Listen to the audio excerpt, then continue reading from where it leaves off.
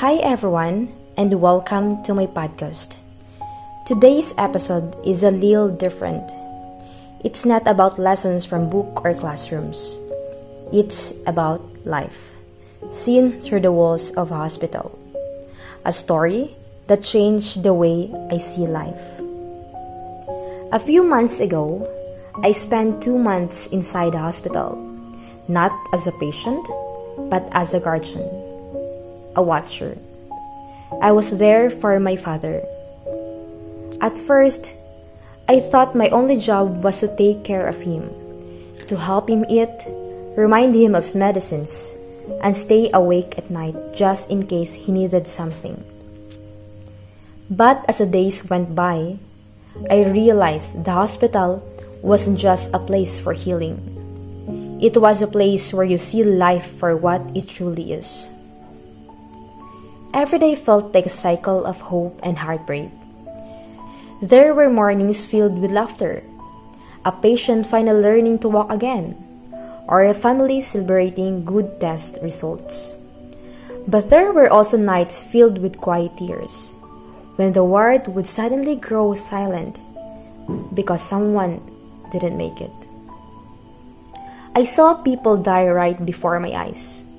No movie scene, no slow fade out, just real, raw endings. And every time it happened, it felt something inside me shift. Because when you witness life leave someone's body, you start to understand how fragile we all are. But what really stayed with me wasn't just the sadness. It was the humility of that place. In the hospital, everyone is stripped of labels. It doesn't matter if you're rich or poor, young or old, educated or not. You wear the same patient gown, eat the same tasteless food, and lie under the same white ceiling. The hospital, I realize, is the most equal place in the world. Money, fame, beauty, none of it can guarantee health. Everyone there, no matter who they are, is fighting the same battle: to live. I met a man who owned several businesses, but when the doctors walked in, he looked just as afraid as the rest.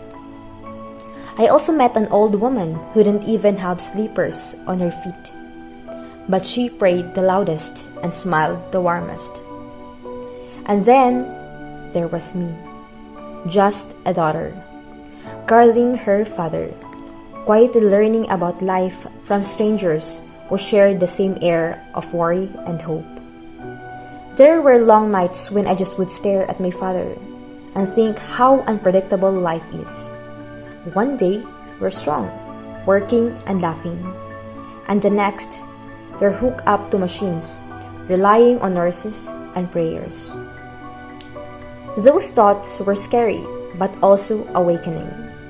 The hospital that kindness matters most when people are their weakest.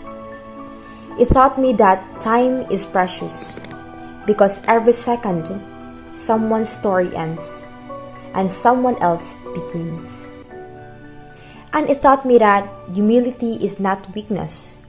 It's the realization that we are all the same when life tests us.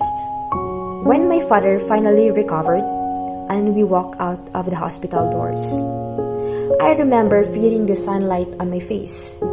It felt new, brighter somehow.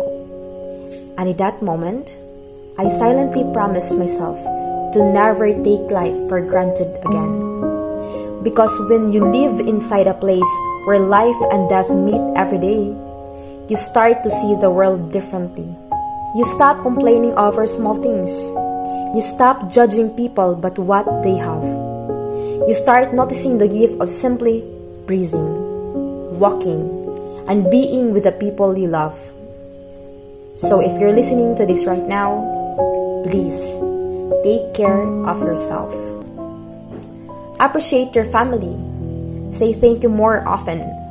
And don't wait for a hospital room to remind you of how precious this life is. The hospital may be a place of pain, but for me, It was a place of truth, a place that showed me that when it comes to life and death, we are all equal. This is Charmaine, and that was my story.